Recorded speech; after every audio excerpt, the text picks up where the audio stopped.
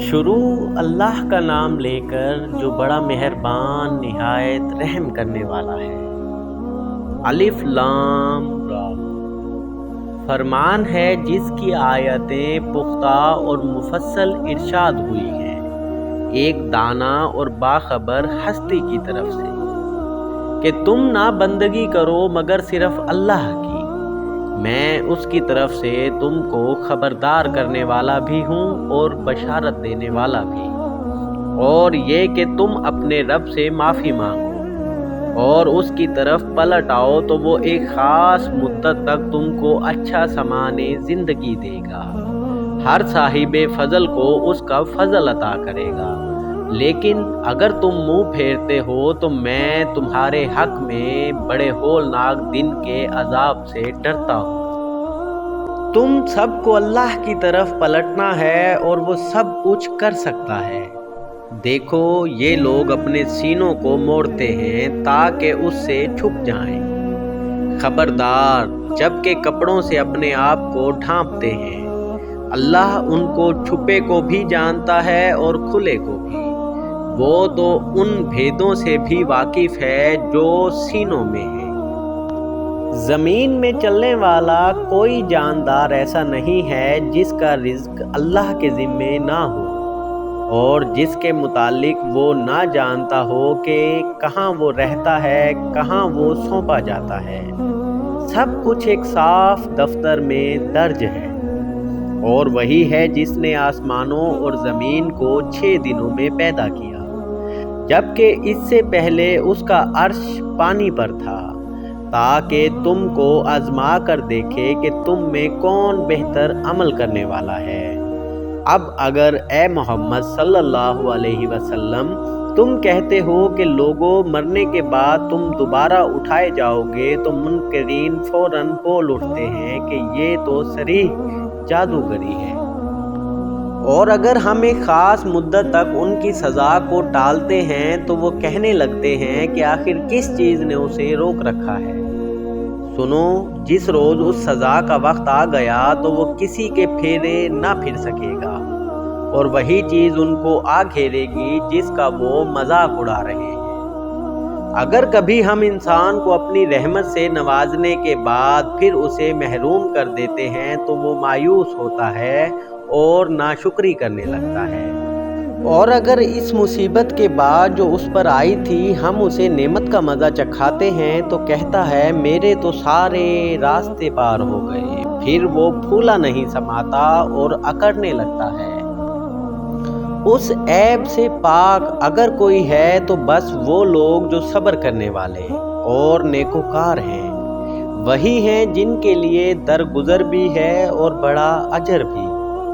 تو اے پیغمبر صلی اللہ علیہ وسلم کہیں ایسا نہ ہو کہ تم ان چیزوں میں سے کسی چیز کو بیان کرنے سے چھوڑ دو جو تمہاری طرف وحی کی جا رہی ہے، اور اس بات پر دل تنگ ہو کہ وہ کہیں گے کہ اس شخص پر کوئی خزانہ کیوں نہ اتارا گیا، یا یہ کہ اس کے ساتھ کوئی فرشتہ کیوں نہ آیا، تو تم محض خبردار کرنے والے ہو، آگے ہر چیز کا حوالہ دار اللہ ہے۔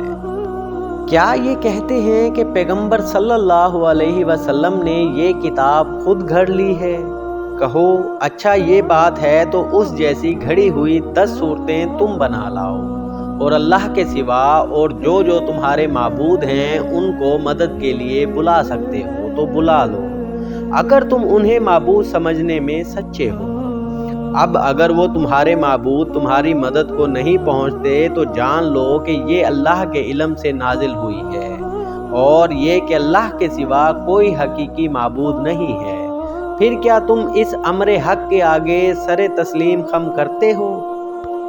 جو لوگ بس اسی دنیا کی زندگی اور اس کی خوش نمائیوں کے طالب ہیں ان کی کارگزاری کا سارا پھل ہم یہیں ان کو دے دیتے ہیں، اور اس میں ان کے ساتھ کوئی کمی نہیں کی جاتی، مگر آخرت میں ایسے لوگوں کے لیے آگ کے سوا کچھ نہیں، وہاں معلوم ہو جائے گا کہ جو کچھ انہوں نے دنیا میں بنایا وہ سب ملیا میٹ ہو گیا، اب ان کا سارا کیا دھرا محض باطل ہے۔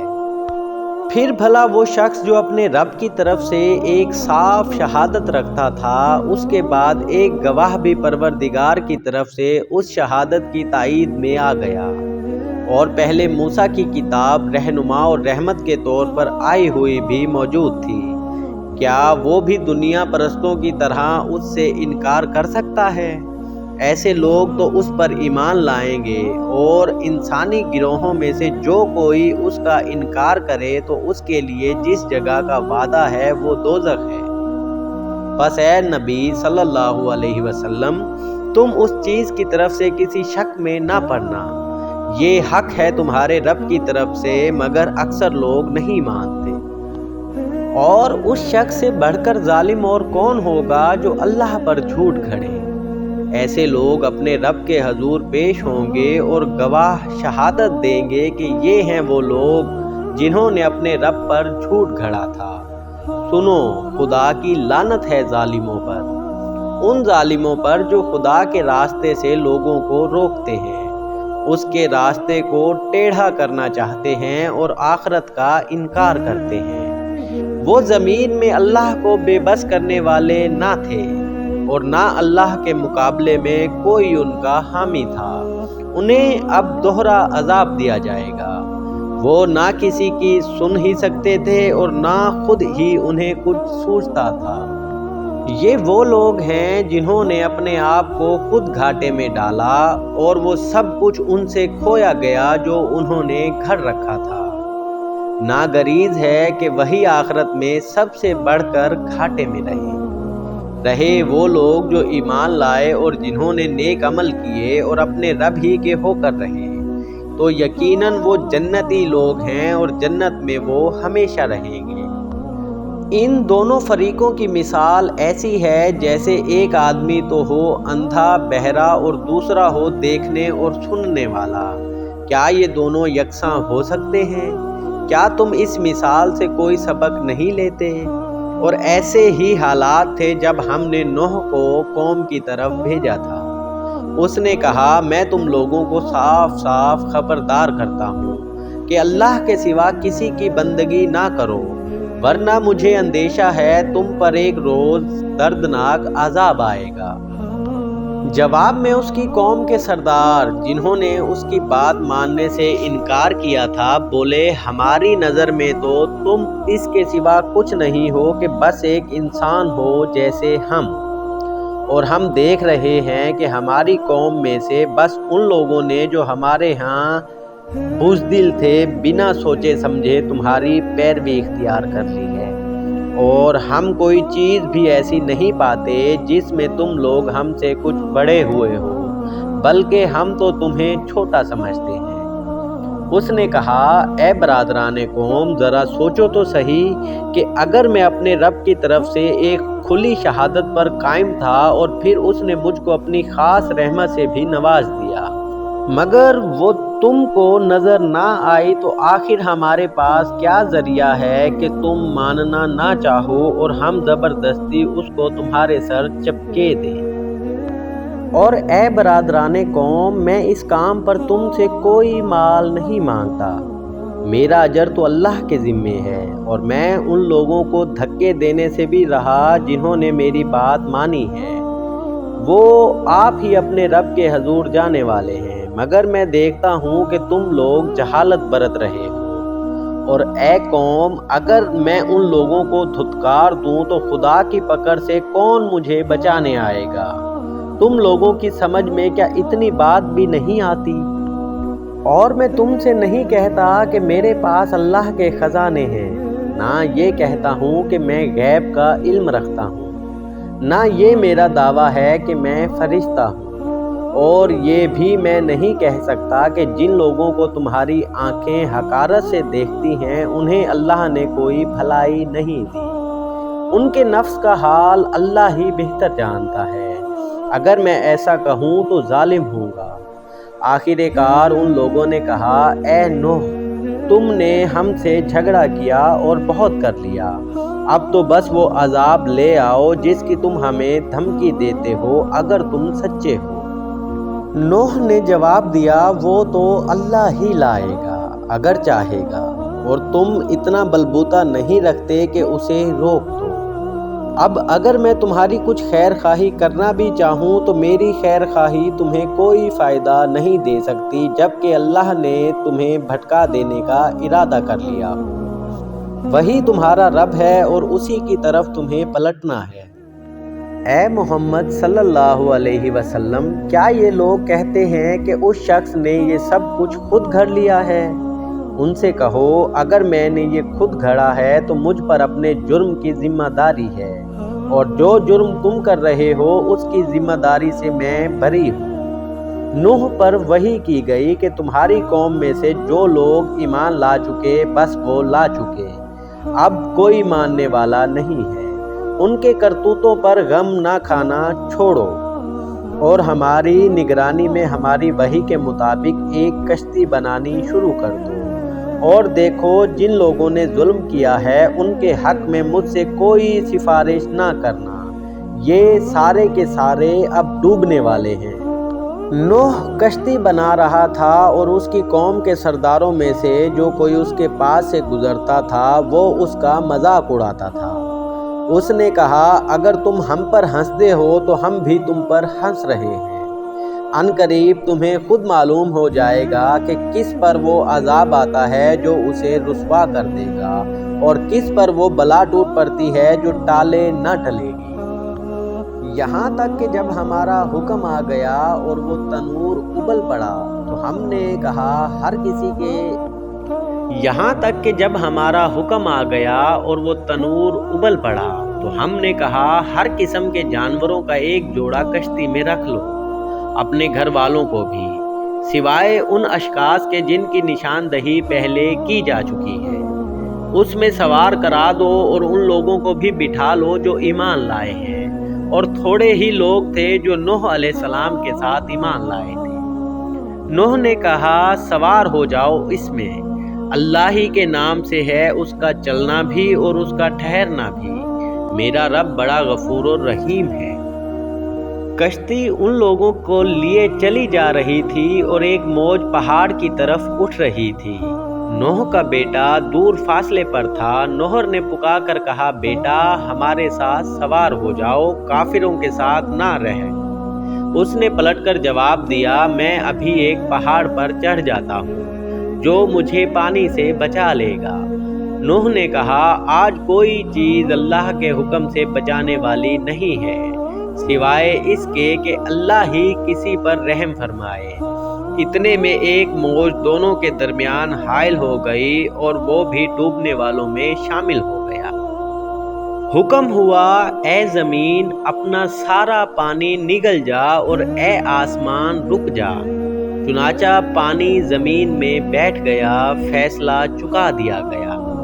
کشتی جودی پر ٹک گئی اور کہہ دیا گیا کہ دور ہوئی ظالموں کی قوم۔ نوح نے اپنے رب کو پکارا، کہا، اے رب میرا بیٹا میرے گھر والوں میں سے ہے اور تیرا وعدہ سچا ہے، اور تو سب حاکموں سے بڑا اور بہتر حاکم ہے۔ جواب میں ارشاد ہوا، اے نوح وہ تیرے گھر والوں میں سے نہیں ہے، وہ تو ایک بگڑا ہوا کام ہے، لہٰذا تو اس بات کی مجھ سے درخواست نہ کر جس کی حقیقت تو نہیں جانتا۔ میں تجھے نصیحت کرتا ہوں کہ اپنے آپ کو جاہلوں کی طرح نہ بنا لے۔ نوح نے فوراً عرض کیا، اے میرے رب میں تیری پناہ مانگتا ہوں اس سے کہ وہ چیز تجھ سے مانگوں جس کا مجھے علم نہیں۔ اگر تو نے مجھے معاف نہ کیا اور رحم نہ فرمایا تو میں برباد ہو جاؤں گا۔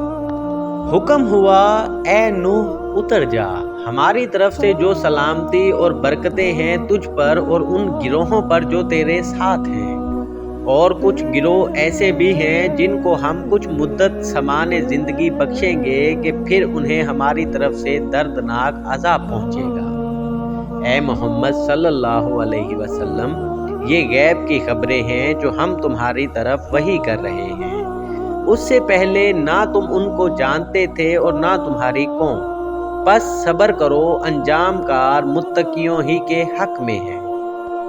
اور عاد کی طرف ہم نے ان کے بھائی ہود کو بھیجا۔ اس نے کہا، اے برادران قوم، اللہ کی بندگی کرو، تمہارا کوئی خدا اس کے سوا نہیں ہے، تم نے محض جھوٹ گھڑ رکھے ہیں۔ اے برادران قوم، اس کام پر میں تم سے کوئی اجر نہیں چاہتا، میرا اجر تو اس کے ذمے ہے جس نے مجھے پیدا کیا ہے۔ کیا تم عقل سے ذرا کام نہیں لیتے؟ اور اے میری قوم کے لوگو، اپنے رب سے معافی چاہو، پھر اس کی طرف پلٹو، وہ تم پر آسمان کے دہانے کھول دے گا اور تمہاری موجودہ قوت پر مزید قوت کا اضافہ کرے گا۔ مجرموں کی طرح منہ نہ پھیرو۔ انہوں نے جواب دیا، اے ہود، تو ہمارے پاس کوئی صریح شہادت لے کر نہیں آیا، اور تیرے کہنے سے ہم اپنے معبودوں کو نہیں چھوڑ سکتے، اور تجھ پر ہم ایمان لانے والے نہیں ہیں۔ ہم تو یہ سمجھتے ہیں کہ تیرے اوپر ہمارے معبودوں میں سے کسی کی مار پڑ گئی ہے۔ ہود نے کہا، میں اللہ کی شہادت پیش کرتا ہوں، اور تم گواہ رہو کہ یہ جو اللہ کے سوا تو دوسروں کو تم نے خدائی میں شریک ٹھہرا رکھا ہے، اس سے میں بیزار ہوں۔ تم سب کے سب مل کر میرے خلاف اپنی کرنی میں کسر نہ اٹھا رکھو اور مجھے ذرا مہلت نہ دو۔ میرا بھروسہ اللہ پر ہے جو میرا رب بھی ہے اور تمہارا رب بھی۔ کوئی جاندار ایسا نہیں جس کی چوٹی اس کے ہاتھ میں نہ ہو۔ بے شک میرا رب سیدھی راہ پر ہے۔ اگر تم منہ پھیرتے ہو تو پھیر لو۔ جو پیغام دے کر میں تمہارے پاس بھیجا گیا تھا وہ میں تم کو پہنچا چکا ہوں۔ اب میرا رب تمہاری جگہ دوسری قوم کو اٹھائے گا اور تم اس کا کچھ نہ بگاڑ سکو گی۔ یقیناً میرا رب ہر چیز پر نگراں ہے۔ پھر جب ہمارا حکم آ گیا تو ہم نے اپنی رحمت سے ہود کو اور ان لوگوں کو جو ان کے ساتھ ایمان لائے تھے نجات دے دی، اور ایک سخت عذاب سے انہیں بچا لیا۔